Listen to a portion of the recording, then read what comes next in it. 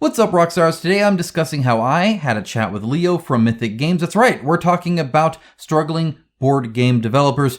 We are going to be talking about some hot takes, some spicy takes, just some takes in general that I think you might be interested in. Agree or disagree?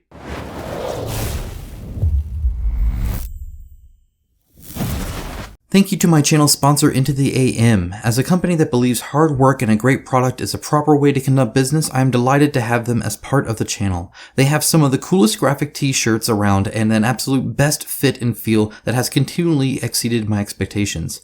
With new shirts arriving all the time and other products like boxers, hats, and even a monthly shirt club, I wholeheartedly recommend them to you. Check out the link in my description of this video for an exclusive 10% off everything they sell.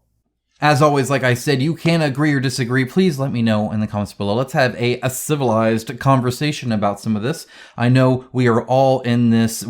I think I could speak for a lot of you guys when I can say that I have quite a bit of money invested into Mythic Games and into many game developers on Kickstarter, on GameFound, maybe even BackerKit if you're crazy. Whatever it is, I won't judge. What I'm saying is that we're all kind of in this together. So agree or disagree. Let's at least respect the fact that we're all just struggling consumers. And we're talking about struggling game developers. So let's go ahead and talk about this. Now, of course, don't expect a whole lot of hate in this one way or the other. I'm going to agree with some things. I'm going to disagree with some things, but the hate can check itself out at the door. 'Tis the season to be joyful, right? I guess. I don't know.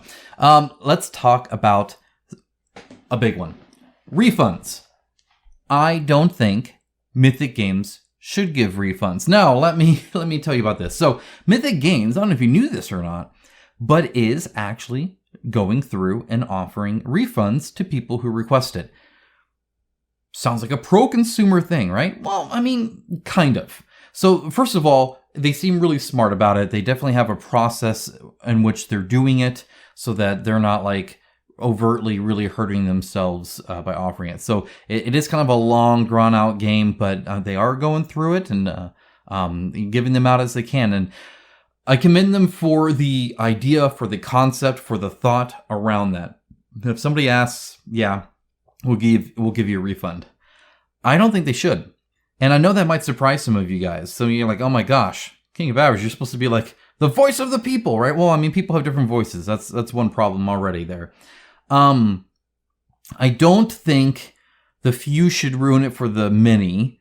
But I don't think that's really going to be the case. I think it slows it down, obviously, right? The less money they make, the longer it takes to get our crap. So I get that.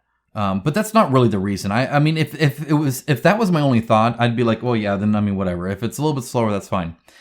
But really, what it ends up doing, in my opinion, is dragging things out. What I mean by that is anybody who is asking for a refund they've checked out of Mythic Games, right? They are not a customer Mythic Games will probably ever get back. So you're really just helping people you will never see again anyway. It's not like you're building. A lot of times, if you're doing refunds like a normal refund, like oh yeah, I cooled down on this game, or oh yeah, you know, I could really use the money right now and I backed this game a while ago. That isn't a lost customer. That refund ideally establishes a great customer service with that person, and it's not like, you know, you're helping somebody out the door, if that makes sense. You're more or less like, hey, you know, come back anytime. Thanks for being here. It's not quite the case here, right? It's a little bit different. I think the vast majority of people asking for refunds will never touch Mythic Games again. So it is kind of a leading loss kind of in that sense. But it also means that everybody that wants to check out is still just kind of chilling, waiting. And they might wait a long time, but they're still here. Whereas if you just said, nope, no refunds, sorry, that's at least a clear cut. They'll just cut their losses. They'll curse you out, and then they'll leave. And they won't. I mean, there'll be a few that stick around, but there'll be a few that stick around whether you refund them or not, right? I mean, like, there's gonna be a few people that just want to like hate on something and get really upset. And you know what? If you feel robbed out of money, I completely understand that, right? I mean, like I get it. But either way, I think a clean cut. Yep, nope. We're wanting to. We can't even quite deliver everything we need to. We definitely need to keep running as a company and blah, blah, blah, blah, blah for this many times to be able to do all the production, the delivery, and so. So no refunds. Kickstarter's not a store, blah, blah, blah, say what you need to do. But it's like, it's ripping off the Band-Aid, right? And this kind of slow peel of the Band-Aid, I think just hurts longer and longer, the longer it drags on, as these people are waiting for the refunds. So they're still there and still checking and still asking and taking up cycles and just generally not being happy that they're there to begin with, but they're still there. Hopefully that makes sense. So it's not even so much the, oh my gosh, why are you giving money away when you need to be making money? But it's more of just put a nail in the coffin. It's a coffin anyway. Just put the nail in it and say, nope, sorry, that sucks.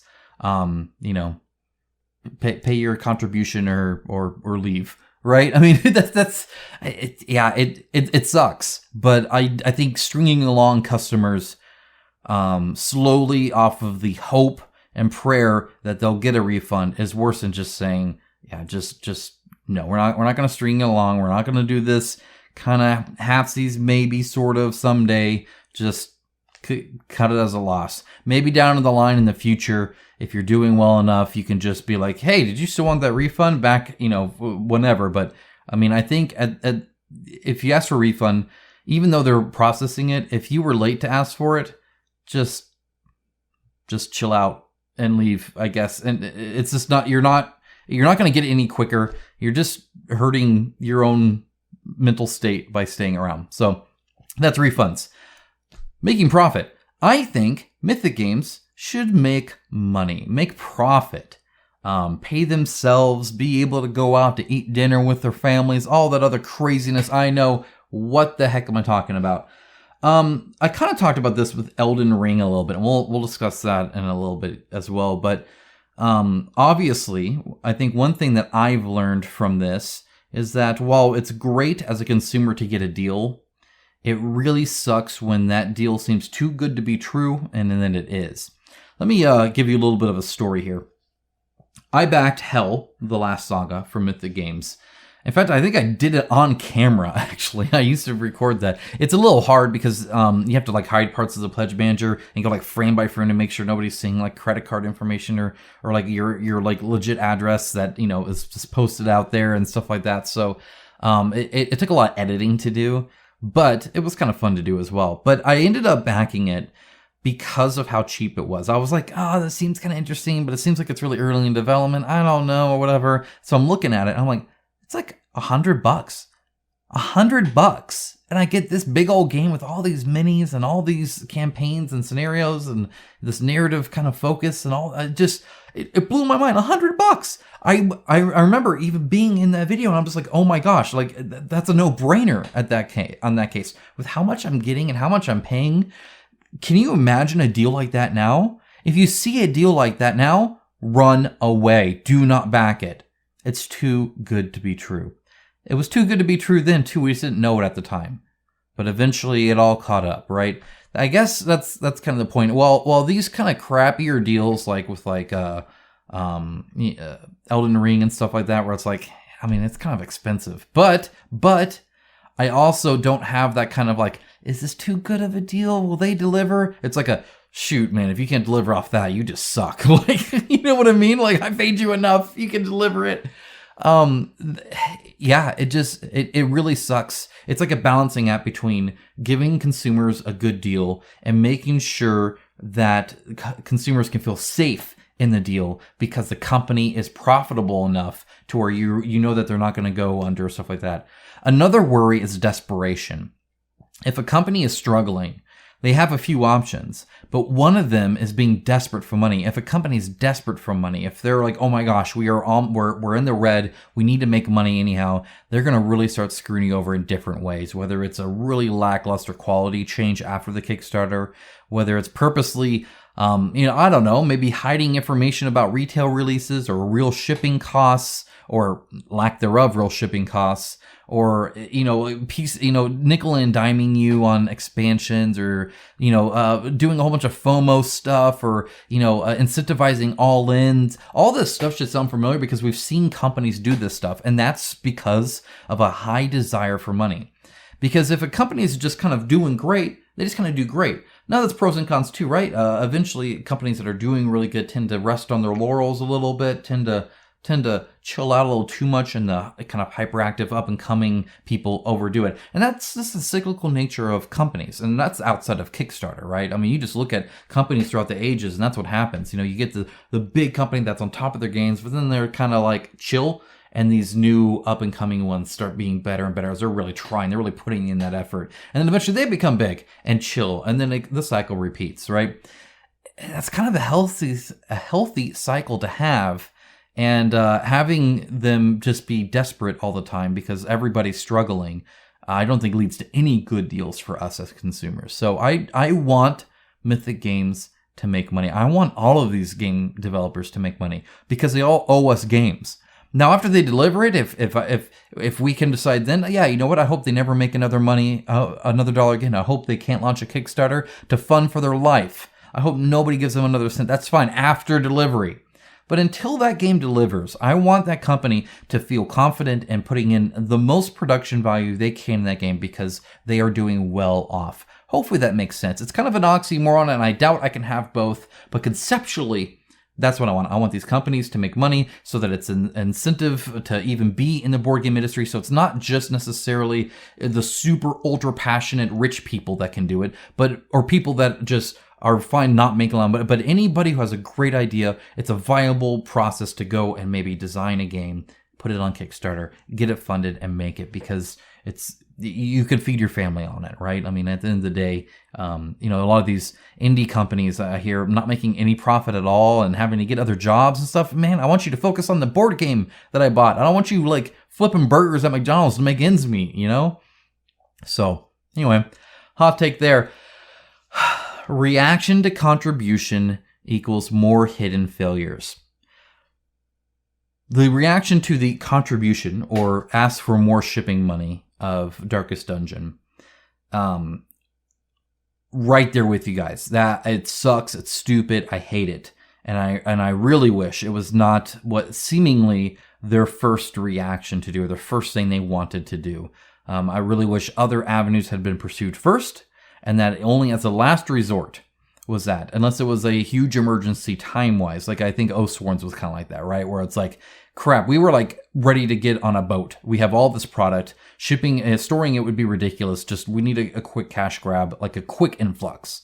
So they don't have enough time to like design anything or anything like that. But otherwise, I think other avenues should be pursued. And I felt that wasn't the case with Darkest Dungeon. So that sucks. However, you would be kidding yourself if you think that every other board game company was not paying attention to what Mythic Games was doing and how people reacted to it.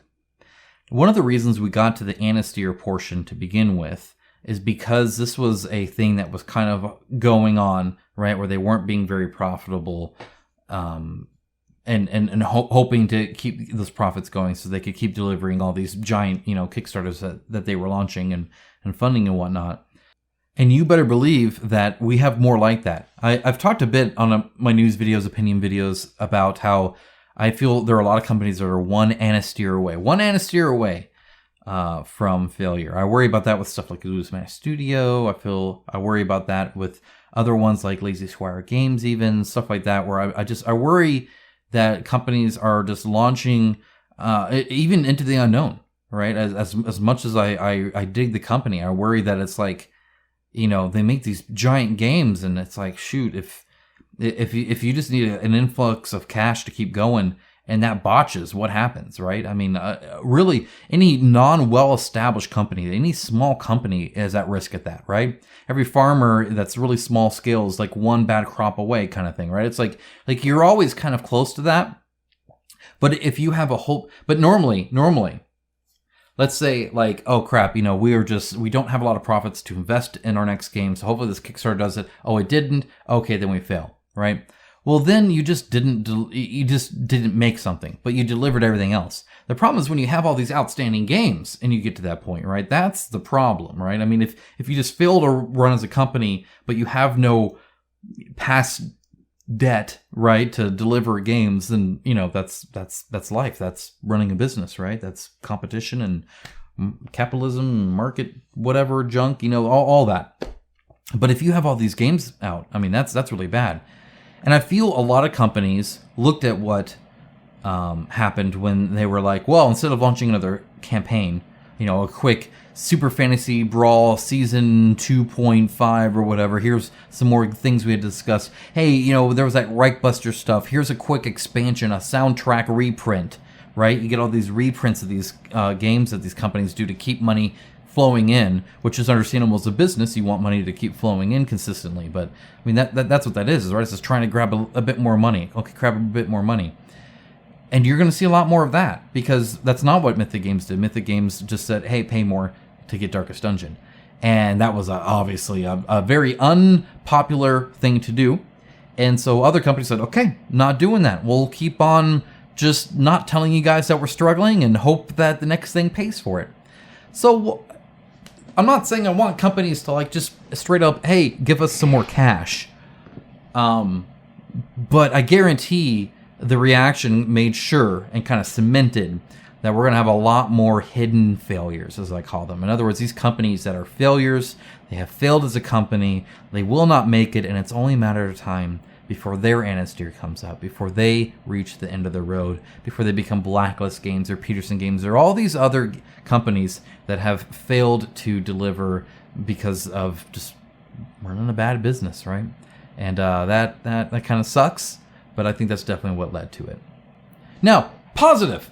I think it was a great idea and the right thing to do for them to sell IP and, let's say, part ways with many of their employees.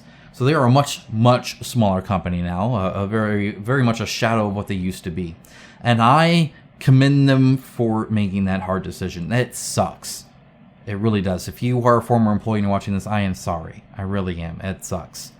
But as a company, I have said many times how stupid it is for a lot of these companies to have full-time sculptors. Stupid. I think it's stupid. Now, I'm no, great businessman, but I feel you don't need to point out stupid.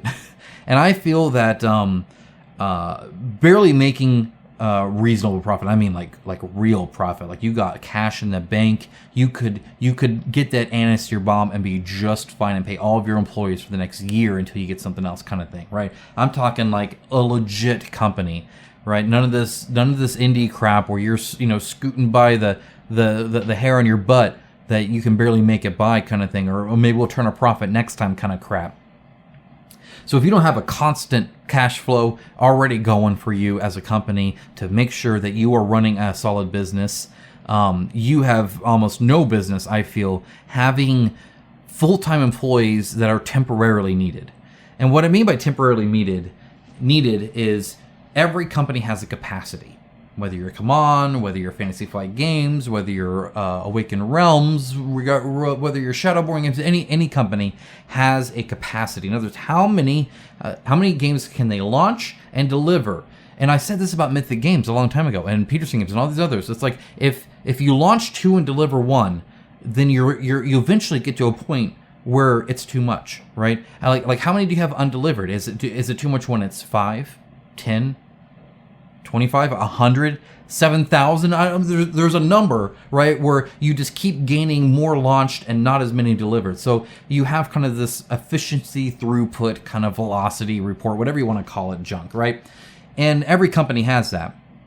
And so if you are forced as a company to utilize people that are full-time because you're paying them even when technically you don't have something for them, so you have to keep making stuff faster than you can deliver. Stuff like Lazy Squire Games, I feel does this a lot too, where they have all these sculptors. Like, oh my gosh, we're paying them every single day, 8 hours a day, 40 hours a week for 365 days of the year to pay these people to full-time employees, or benefits, everything, right? Because we want, consistency or whatever, junk. And so we're going to kill our business that way, to constantly have to put them to work and constantly, make sure that they're doing work and launching stuff and focusing on that instead of Storm Thunder that should have delivered forever ago, right? When you get stuff like that, that's bad. So letting go of so many full-time employees is almost always a good thing. That doesn't mean they can't work freelance. That doesn't mean you can't, put in, some kind of contract stuff. But yeah, to pay all these full-time employees are expensive. especially when you're like Mythic Games and you're hiring pretty much everybody in Europe.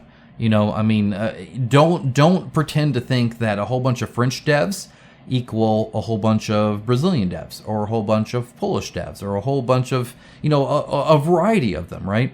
There's a reason why so many companies in America put their stuff that they don't want to spend a lot of money on in India.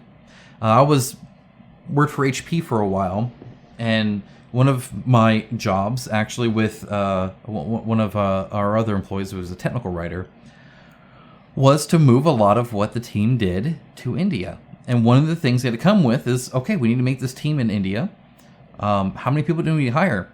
And so the technical writer actually went to some SMEs and kind of, you know, did some research and stuff like that, and came up with like hey, you can hire this many people for the same price as this, and there's a loss of efficiency because of time zones and all this other, whatever. Either way, he came up with like a legit number, like go hire that many people, you can replace the people here and save money.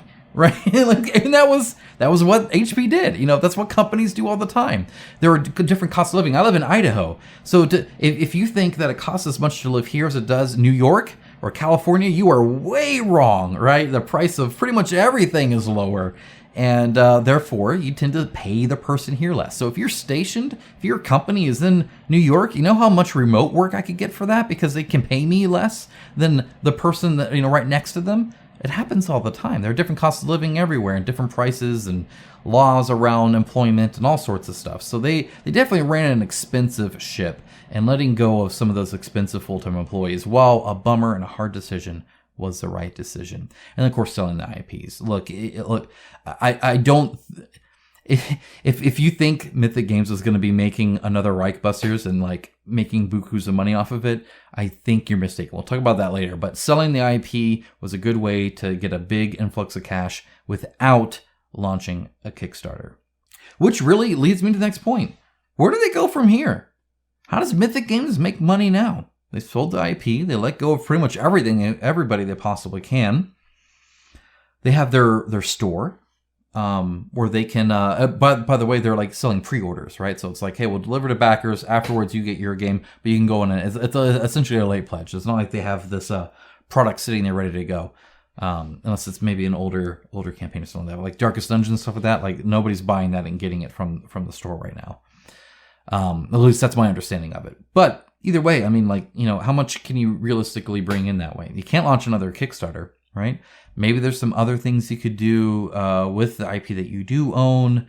You can get kind of crafty around that. You can definitely look at selling the company, getting some kind of investors. So that's a hard sell to get investors, especially I mean, at that point, I feel they would all be angel investors. But, you know, it's like, hey, invest in us so we can deliver stuff that you won't make any money on, and then maybe we'll make money later, maybe somehow, right? So that's kind of a hard sell, but, you know, there certainly are avenues. Businesses can get pretty crafty when it comes to getting money, but maybe it's too little too late, right? At this point, where do you go from here? I don't know. I'd love to hear your thoughts on that one. That's much more of a general thing. Speaking of which, hot take here, but I think for the foreseeable future, at least for a while now, the future of crowdfunding board games is you either get big companies with bad deals or super indie small scale stuff. Those are the two. We'll see. I think we'll see some good deals, but I wonder how realistic it is that we'll get those, if that makes sense.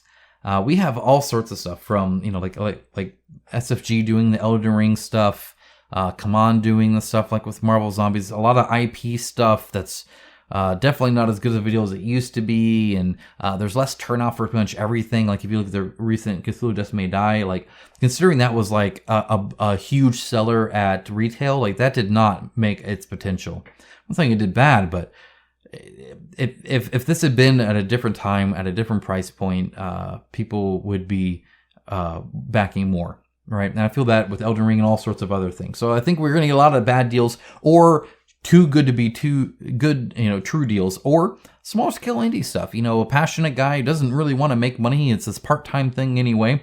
He just wants to make this game at smaller scale. It's not like Mythic Games stuff where it's like time of, you know, like the Joan of Arc, Time of Legends and stuff like that. It's kind of huge things.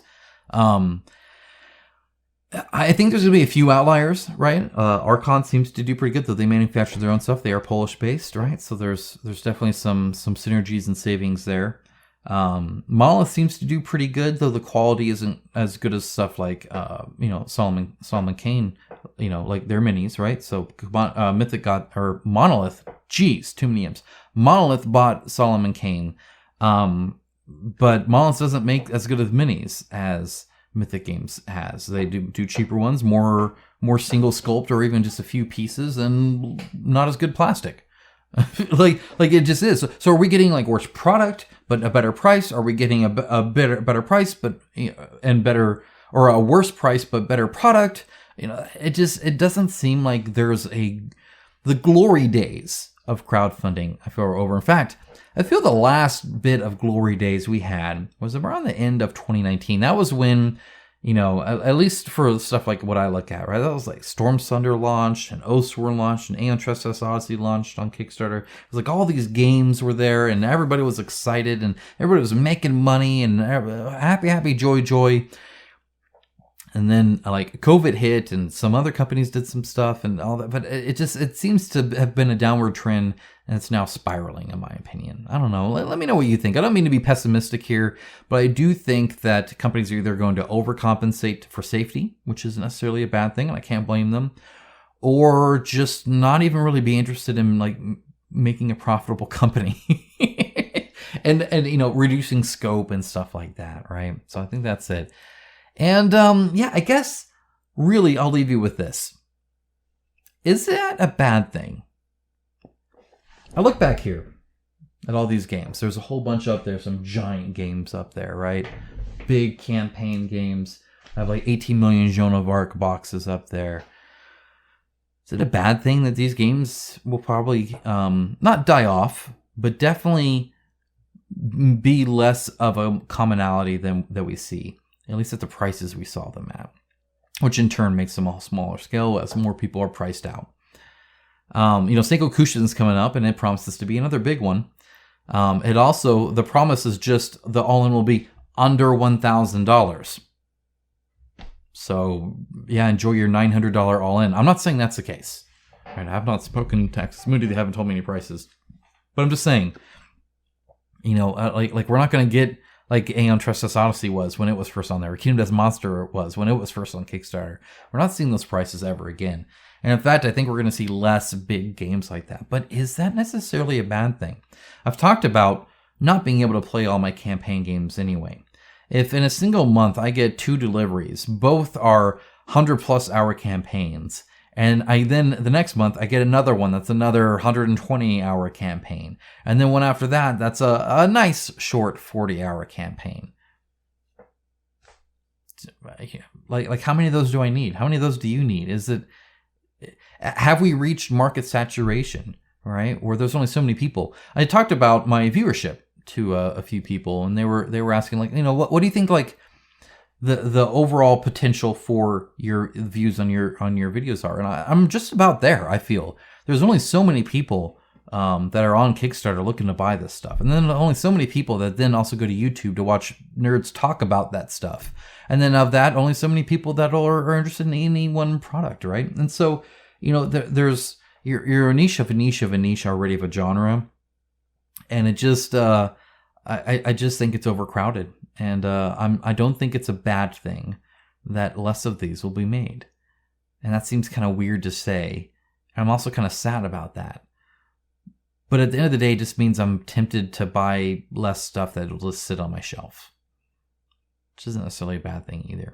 Let me know what you guys think. Sorry about maybe a bit negative here, but there's a lot of bad things happening, right? We gotta talk about it, discuss it, and figure out what we feel about it, and let's move on from there. Maybe what's best there. That's where a lot of the dollar backer club came from and all that kind of stuff, right? It's from discussions like that. So do let me know in the comments below. Guys, thank you so much for watching. I always appreciate having these conversations with you around this industry. It's not something I can do with just anyone. There's only so many of us, but I love every single one of you guys that are here, and I really appreciate it. Thank you so much, and I'll talk to you guys again very, very soon with another deep dive, almost journalistic view on another problem. So stay tuned for that. Take care. Bye, guys.